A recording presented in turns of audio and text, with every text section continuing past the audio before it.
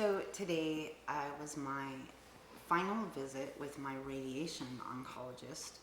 And I don't really have an update, and I didn't really have one last week either, so that's why I haven't done like a video every week or anything. Last week he was so pleased with just how it was going. We just talked about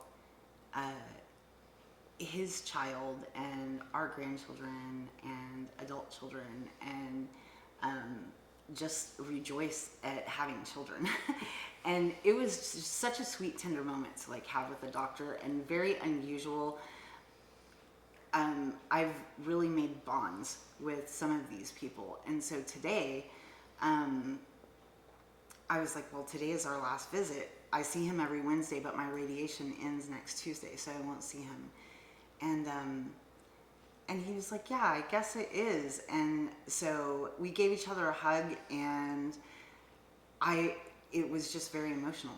I didn't expect it to be emotional, but I really made a bond with these people, and they're so kind, and they're so loving, and genuinely concerned about how you're feeling, how you're doing, and everything. So it was emotional for me, but this week it wasn't anything of an update necessarily concerning the tumor or anything. Well, you haven't gotten any progress. I haven't gotten any scans. The radiation oncologist gets x-rays every week, though, right, that he sees. So he just sees that there is progress, but it'll be my actual oncologist, which I see Monday morning, that'll give me like the final update, and then we'll go with the plan from whatever it's going to be at that time. So we'll find out Monday morning. I also saw my my oncologist's PA this week, and she was really pleased also with how well it's going. I'm supposed to have some side effects from the chemo and from the radiation, and again, this is just like the other chemo was. I'm not really having like the full extent of side effects. I'm not having a little bit. A little bit. Yeah. And they said I would get like some fatigue towards the end of radiation. And again, like I am on like a maximum dose of radiation and a maximum dose of oral chemo. Even we'd had a discrepancy this week where I wasn't prescribed the full amount of chemo pills that I needed. So when I sought to complete the radiation, and when I saw the PA this week, I was explaining like I'm going to run out of chemo pills. I have this many days that I need chemo pills for. And she was like, and what is that? Are you taking 1,000 milligrams a day? And I was like, no, I'm taking 1,500. And she was like, whoa. We're going to kill that tumor. which is just funny. Like every time that happens, it's funny. So I've had like a little bit of nausea here and there. Still takes naps. She'll say, I'm not tired. Yeah. I don't take a lot of naps, and she takes naps. I don't really take naps anymore. Okay. But she is driving her bike. Yeah. So she's getting a little exercise. A little bit of exercise more than anything. So now at the end of it, I feel I have more strength. I'm able to do like a little bit of exercise. I am awake a lot more. If I take a nap, it's only like 30 minutes or something. It's very short. It's not like hours or days long. But your body is sore. But my body hurts like way worse than it has. I mean, as just through the whole thing, like my body is sore. It hurts. It hurts constantly, nonstop. My muscles and my bones and joints and everything aches and hurts all the time. And I guess it's just the effect of all the chemo, the poison, and hopefully that will lift. When I started, the last time I saw my oncologist right before radiation started, he said he thought in about 3 months I would start feeling a little bit better, and it's only been like 2. or 6 weeks maybe. So I'm not to the point where I'll actually start feeling some better yet. I do feel like more alert and better in those ways, but I'm just really sore and in a lot of pain. It's like waking me up, throughout the night, and it's just really weird. Yeah, so hopefully over the next couple of months, not doing radiation, not taking chemo pills, your body will have a chance to build Start up to again. heal. Yeah. Yeah, it feels like in my arms, it feels like my either tendons or ligaments have torn on both arms, like right here, and it hurts so bad that I've even like wondered if I broke my arm and didn't know it. And that was when it was just one arm, and then when it turned into both, I was like, okay, well, I guess I didn't break both arms. Like, so that's how bad it hurts. Just like as a baseline. Yeah. So yeah, I don't really have an update, but I am at the end. I've dealt with like a little bit of depression. Like last week, I was pretty depressed. Last week, and it's just that it's just tiresome. I mean, the radiation has been, it's very easy to do the radiation, but it's just been hard just being away from home and away from our family. And it's to the point like where when I tell the dog bye when we leave, like I'm trying not to cry. I'm like choking back tears because I feel like the dog's sad and I'm sad. Like, so it's been hard. It's been hard being away from the kids and stuff. Trying to do treatment nonstop for half of a year. It's Yeah, it gets it's just old, taken its old. Yeah, it's just got old. Kind of ready to 4 days left though. sit at home, and I have some anxiousness about What to expect next? about what to expect next, and what the last thing the oncologist told me was we'll check every 3 months to see if it moved to my liver, because there's a very high likelihood that this type of cancer will move to my liver. So I don't as much have anxiousness about that as I just do. It's a transition from seeing these people who have cared for my health all of this time, and doing all that we can humanly do, and now it is time to just rest in the Lord. So I need to trust Him to do that. Moving from actively doing something Right. to fight the tumor and to the just cancer. waiting. To, It kind of feels right. like to just waiting, and so I'm trying to just actively like fight against that mindset. So here's the way I think about it though, is like the past 6-8 months, we haven't been at home. We've, been around each other all the time, but can't really relax and just enjoy the fullness of the day, because everything is centered around, all right, I have to be at this oncologist at this time and this one at this time, which means I can't eat from this time to this time. And all of these things happen 2.5 hours, 3 hours away from home. So moving out of that into, okay, we get to be at home and enjoy our home and our family without these other constraints.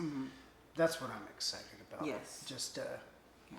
spending time just doing life, but Right. at home and not Yeah. on the go working on some medical treatment, So I'm excited about that. And, you just like getting more energy, feeling better, and, having that kind of fun around the house. Very ready for that, and very ready and very hopeful that I'll get to ride my bike again, get back up to 8 miles a day, and get to do that and go see my mom. This has been this has been so hard on everybody. This is, my mom has a very delicate immune system, and it has taken its toll on her. She has become deathly ill herself. She's doing better now, but she's been hospitalized multiple times, and she just had a very hard time. And I know that it's directly related to Worry and stress over. being very worried about me. And you know, it's taken its toll on everyone, on the grandchildren, on they each worry in their own way, and you may not.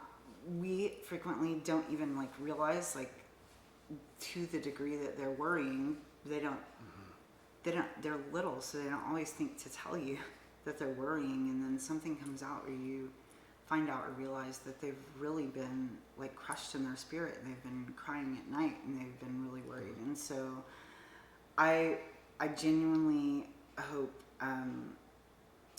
that in this time, like whatever time that we have left, that I can help them and help prepare them. And that's one thing that's going to be exciting too. So for the past 6 months or so, when we do come home from San Antonio, especially during the chemo part where you were sleeping for 3 days, 6 days, or you know, had to take a bunch of naps, they couldn't come and visit you.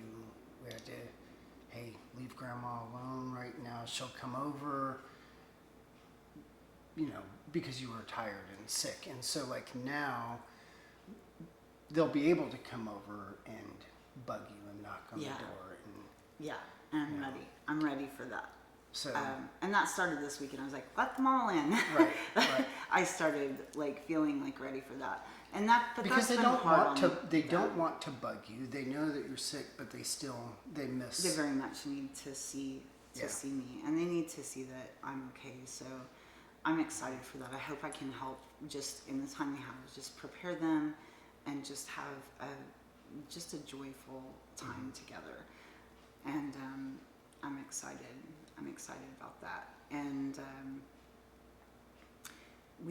before I got sick, we had started taking them like individually on little like lunch outings and stuff. So we're looking We forward got to go through all of them once before I I got sick. started So all this, it was just something like the Lord had put on our heart to start taking them out and doing that. So we owe them some frozen yogurt and trips to the frozen yogurt little restaurant and stuff. So there's some little things that we're looking forward to doing.